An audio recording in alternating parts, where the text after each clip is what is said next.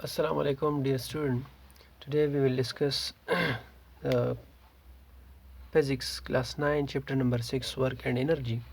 और इसमें जो पहला टॉपिक है वो वर्क का है कि वर्क क्या चीज़ है। देखिए आम लेवल पर हम वर्क इसको कहते हैं, अगर कोई रीडिंग भी कर रहा है, कोई कुछ लिख रहा है तो हम कह रहे हैं कि वो काम कर रहा है। लेकिन कि फिज़िक्स के मुताबिक ऐसा नहीं है। फिज़िक्स के मुताबिक वर्क की डिफिनीशन ये है कि अगर आपने फोर्स लगाया, डिफिनीशन ये है when a force displace a body in its own direction, कि यहाँ पर आपके पास एक बॉडी है जिसकी मास m है और यहाँ एक स्टूडेंट इस पर फोर्स लगा रहा है, तो स्टूडेंट इस डायरेक्शन में फोर्स लगा रहा है।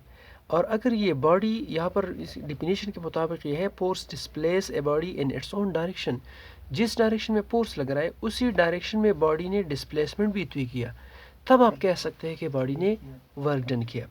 दूसरी डिफिनेशन आप ये कर सकते हैं कि the product of force and displacement, अगर आप फोर्स और डिस्प्लेसमेंट का प्रोडक्ट ले ये आपको वर्क डन देगी। अगर इस डिफिनेशन के मुताबिक आप मैथमेटिकली लिखें तो मैथमेटिकली हम ये लिख सकते हैं W is equal to F dot S, और फिर इस इक्वेशन को हम यूँ लिख सकते हैं W is equal to F S cos theta. अब देखिए इस इक्वेशन का मतलब ये है, एक्सप्लेनेशन आप ये इस तरह कर सकते हैं कि work done is directly proportional to force.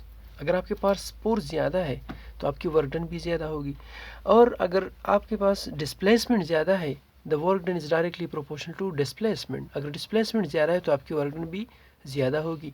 और ये जो वर्क डन है ये डिपेंड कर रहा है एंगल पर। देखिए यहाँ पर फोर्स इस डायरेक्शन में है और डिस्प्लेसमेंट भी इस डायरेक्शन में है, तो यहाँ पर जो एंगल बन रही है वो एंगल है 0 डिग्री। तो यहाँ पर ये एंगल पर डिपेंड कर रहा है, यहाँ पर एंगल 0 है।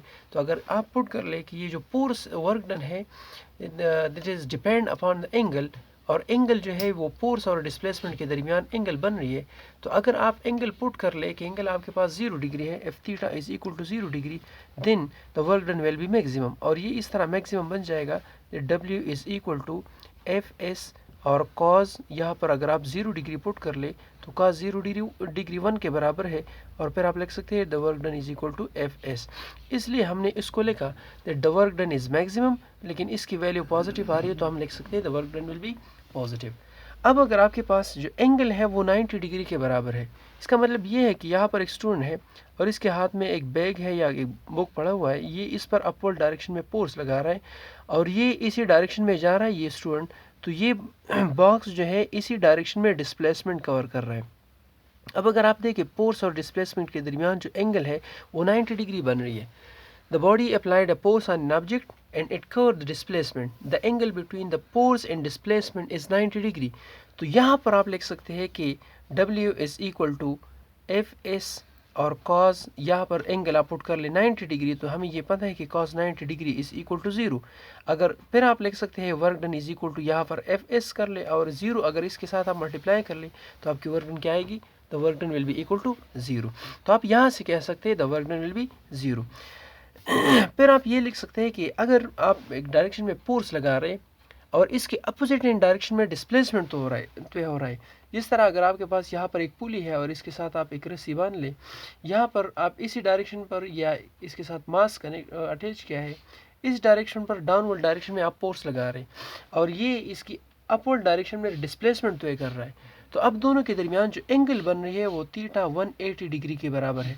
और अगर इक्वेशन में आप पुट कर ले कि यहाँ पर W is equal to F S cos theta है, तो cos 180 degree is equal to -1, cos 180 degree is equal to -1, इसलिए हमने यहाँ पर लिखा है cos theta is equal to 180 degree, then the work done will be negative. अब अगर आप लिखना अब वर्क डन के लिए यूनिट मालूम करना चाहते हैं कि वर्क डन की यूनिट क्या है, तो आप मालूम कर सकते हैं फार्मूले के मुताबिक। जो आपके पास फार्मूला है वो फार्मूला आपके पास है W is equal to F S cos theta, तो यहाँ पर आप लिख सकते हैं that W is equal to F S. अब हमें पता है कि फोर्स की यूनिट है न्यूटन और एस की यूनिट है मीटर, और न्यूटन मीटर हमारे पास बराबर है जूल की, so unit of work done is equal to